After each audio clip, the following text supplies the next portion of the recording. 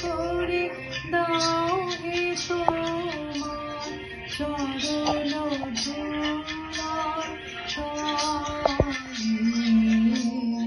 মাথা নত করে দাও হে তোমার চরণ ধুলার তলে।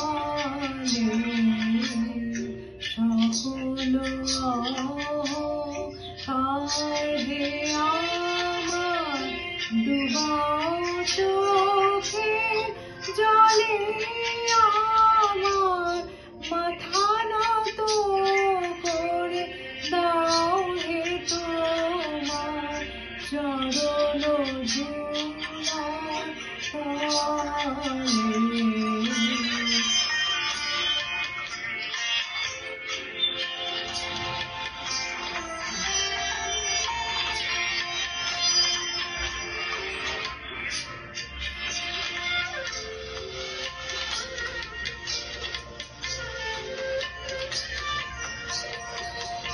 নিজেরে করিতে গৌরব দান নিজেরে কে বলি করে অপমান।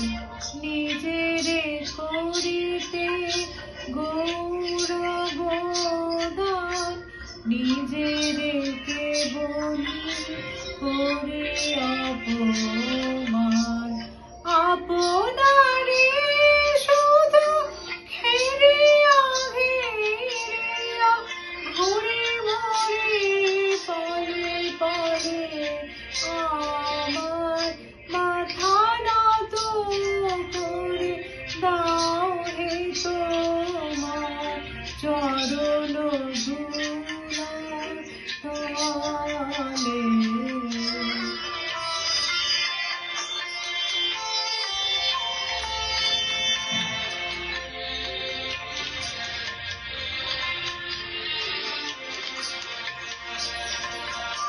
আমারে না যেন করি প্রচার আমার আপন কাজে।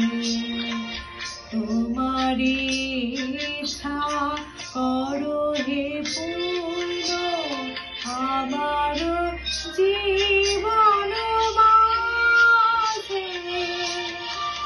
যাচি হে তোমার চরণ শান্তি পরাণে তোমার পরম শান্তি।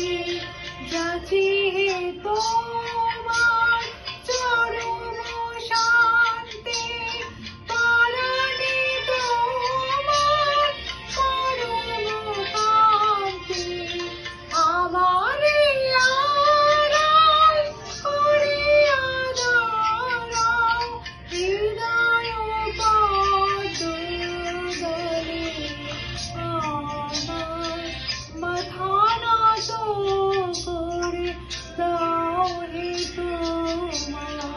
চরণ ধুলার তলে।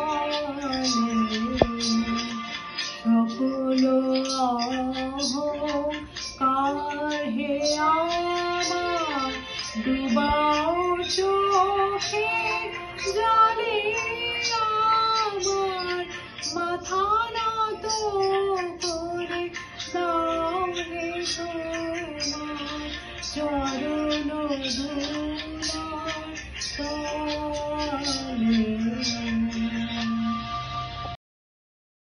গুড মর্নিং, আপনাদের সকলকে হ্যাপি সাবাত জানাই।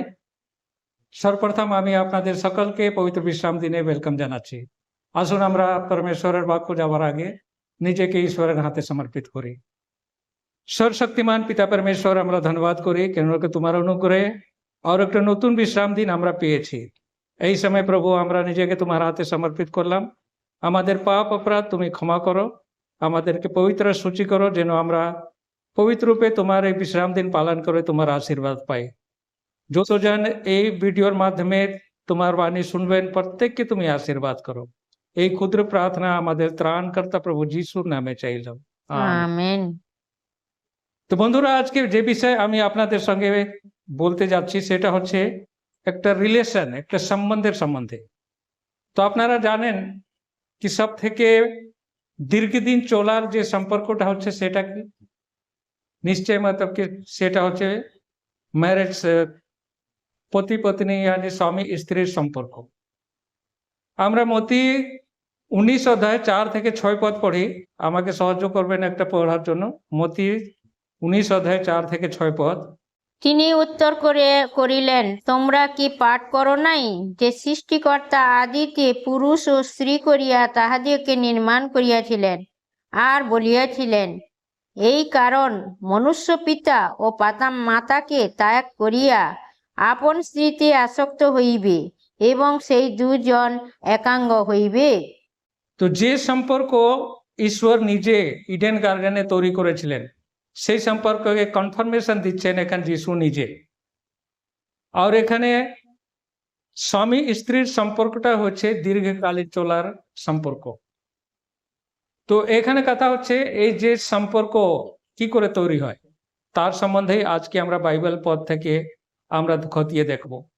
সর্বপ্রথম একটা মেয়ে যখন বড় হয় তখন তার পাত্র দেখা হয়। আর পাত্র কিরকম দেখা হয়? ভালো পাত্র হয় যেন তার ভালোভাবে যত্ন নিতে পারে। এবার আমাদের নিজের পরিচয়টা আমরা জানি, আমরা কে? আমরা পাত্র না পাত্রী? আমরা 2 কুরিন্থীয় আমরা 11 অধ্যায় 2 পদ পড়ব। কারণ ঈশ্বরীয় অন্তর্জ্বালায় তোমাদের জন্য আমার অন্তর্জ্বালা হইতেছে, কেননা আমি তোমাদিওকে সতীকন্যা বলিয়া একই বর খ্রিস্টের হস্তে সমর্পণ করিবার জন্য বাগদান করিয়াছি। তো পৌল এখানে কুরিন্থীয় মণ্ডলীর যত বিশ্বাসীরা ছিলেন তাদেরকে সম্বোধিত করছেন আর বলছেন কি তোমরা হচ্ছে সত্যি কন্যা আর তোমাদের এঙ্গেজমেন্ট আমি যিশুর সঙ্গে করছি। তার মানে আমাদের পরিচয়টা হলো আমরা হচ্ছি পাত্রী, আমরা হচ্ছি কন্যা। আমাদের একজন বর দরকার যার সঙ্গে আমাদের বিয়ে হবে। তো বিয়ের একটা অনুষ্ঠান, বিয়ে মাত্র লুকিয়ে করা হয় না। বিয়ের অনুষ্ঠানটা সমাজের সামনে স্বীকৃতি দরকার হয়। আর সেই জন্য পাত্র পাত্রী যখন मतलब এক অপরকে সারা জীবন একসঙ্গে থাকার চিন্তা ভাবনা করে যখন এক হওয়ার প্ল্যানিং করেন তখন সমাজের স্বীকৃতি প্রয়োজন হয়। আর এই সমাজের স্বীকৃতির যে আছে সেটা দু ভাগে হয়। প্রথম হচ্ছে আশীর্বাদী, যাকে বাগদান এখানে বলা হয়েছে, যাকে এঙ্গেজমেন্ট বলা হয় ইংরেজিতে। তারপরে मतलब কি এঙ্গেজমেন্টের পরে সেকেন্ড ধাপটা হচ্ছে ফাইনাল, সেটা হচ্ছে বিয়ে। তো এই যে এঙ্গেজমেন্ট, প্রথম ধাপ হচ্ছে এঙ্গেজমেন্ট, কি আপনার যার সঙ্গে বিয়ে হবে তার সঙ্গে এঙ্গেজমেন্ট হয়েছে কি? যদি না হয়ে থাকে হলে मतलब দুঃখের কথা। তো আসুন এঙ্গেজমেন্টে কি কি मतलब কি অনুষ্ঠানে কি কি নিয়ম কানুনটা পালন করতে হয়। প্রথম কথা হচ্ছে কি এঙ্গেজমেন্ট একা হয় না। এঙ্গেজমেন্ট পাত্র পক্ষ পাত্রীপক্ষের পুরো গ্রামের লোক ওখানে জড়ো হয় আর তাদের সামনে এই দুজন স্বীকার করেন যে তারা একসঙ্গে জীবন কাটাবে। তো আসুন আমরা দেখি আমাদের এঙ্গেজমেন্ট কার সঙ্গে হচ্ছে? যিশুর সঙ্গে। মনে করুন আপনি একজন কন্যা হিসাবে সেজে গুজে এঙ্গেজমেন্টের জন্য প্রস্তুত নিয়েছেন আর আপনার সামনে যিশু সে বর হিসাবে দাঁড়িয়ে আছে। এবার অনুষ্ঠানটা শুরু হচ্ছে। তো অনুষ্ঠান সমাজের সামনে স্বীকার করতে হবে কি ইনি আজ থেকে আমার স্বামী থাকবেন। তো মতি আমরা 10 অধ্যায় 32 আর 33 পদ পড়ি, যেখানে যিশু বলেন, অতএব যে কেহ মনুষ্যদের সাক্ষাতে আমাকে স্বীকার করে, আমিও আপন স্বর্গস্থ পিতার সাক্ষাতে তাহাকে স্বীকার করিব। কিন্তু যে কেহ মনুষ্যদের সাক্ষাতে আমাকে অস্বীকার করে, আমিও আপন স্বর্গস্থ পিতার সাক্ষাতে তাহাকে অস্বীকার করিব। তো যিশু এখন পরিষ্কার তার পাত্রীকে বলছেন কি যদি তুমি আমাকে মানুষদের সাক্ষাতে স্বীকার করো কি আমি স্বামী হিসাবে তোমার থাকবো, হলে আমিও স্বীকার করব আমার পিতার কাছে। আর কেউ যদি তাকে এই অনুষ্ঠানে অস্বীকার করে হলে আমিও তাকে অস্বীকার করব। তার মানে হচ্ছে এঙ্গেজমেন্টে এটা একটা প্রতিশ্রুতি দুপক্ষের মতলবকে দেওয়া হয়। যখন পাত্রী এ প্রতিশ্রুতি দেয় কি হ্যাঁ আমি সমাজের সামনে, যখন বলে কি হ্যাঁ আজ থেকে আমি তাকে যাবজ্জীবন স্বামী হিসাবে আমি গ্রহণ করছি, তখন পাত্র সেও মতলবকে তাকে যাবজ্জীবন জন্য গ্রহণ করে শেষ প্রতিশ্রুতিতে পূরণ করে। যেরকম আমরা হোশিয়ার বই 2 অধ্যায় 19 আর 20 পদ পড়ি। আর আমি চিরকালের জন্য তোমাকে বাগদান করিব, হ্যাঁ ধার্মিকতায়, ন্যায় বিচারে, দয়াতে ও বহুবিধ অনুকম্পায় তোমাকে বাগদান করিব। আমি বিশ্বস্ততায় তোমাকে বাগদান করিব, তাহাতে তুমি সদাপ্রভুকে জানিবে। আমেন। তো এখানে যিশু প্রতিশ্রুতি দিচ্ছে কি আমি চিরকালের জন্য তোমাকে আমি গ্রহণ করছি। তো এখানে সমাজের সামনে দুপক্ষের এখানে স্বীকৃতি এখানে হয়ে যাচ্ছে।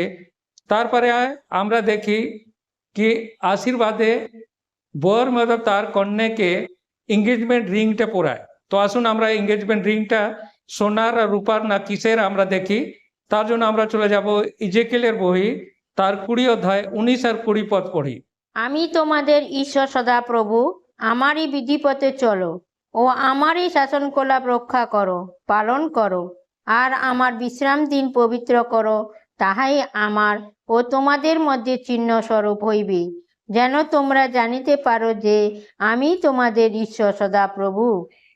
তো এখানে যিশুর সকালের সামনে এই যে এঙ্গেজমেন্ট রিংটা তার পাত্রীকে পরিয়ে দিচ্ছে আর বলছে আমারই কথার উপরে চলো, বিধিকলাপ পালন করো। আর এই যে এঙ্গেজমেন্ট রিং যে আমি তোমার স্বামী, তার চিহ্ন স্বরূপ আমি কি দিলাম? বিশ্রাম দিন দিলাম। তো বন্ধুরা এই বিশ্রাম দিন এঙ্গেজমেন্ট রিং यानी চিহ্নাবলী হচ্ছে কি আমরা তার সঙ্গে আমাদের বাগদান হয়েছে।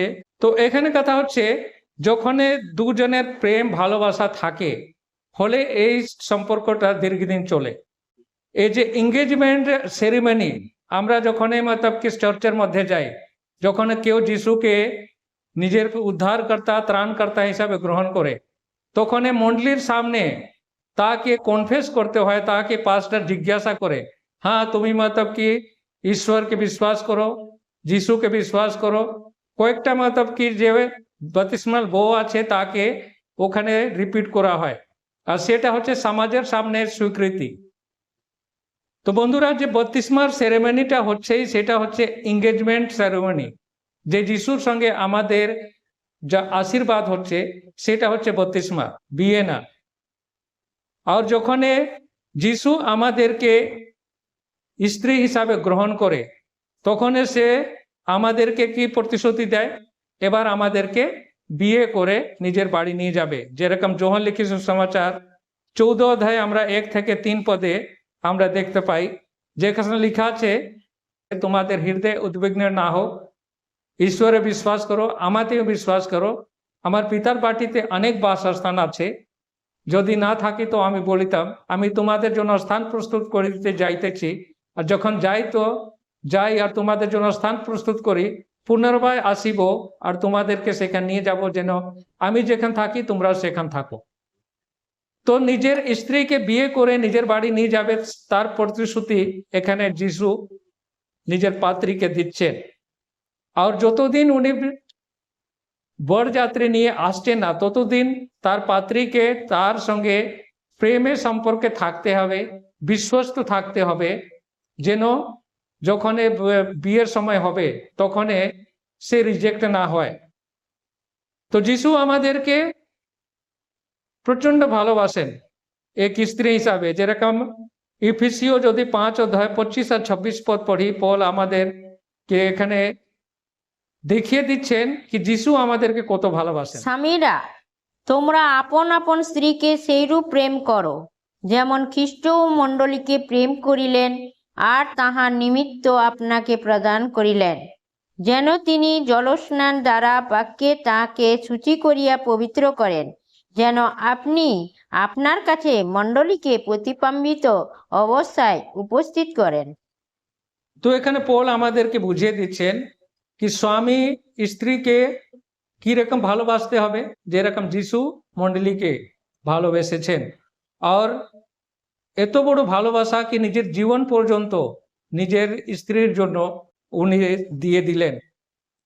তো যিশু আমাদেরকে কি বলেন, যদি তোমরা আমাকে প্রেম করো হলে আমার আজ্ঞা সকল পালন করবে, যেরকম যোহন 14:15 লেখা আছে।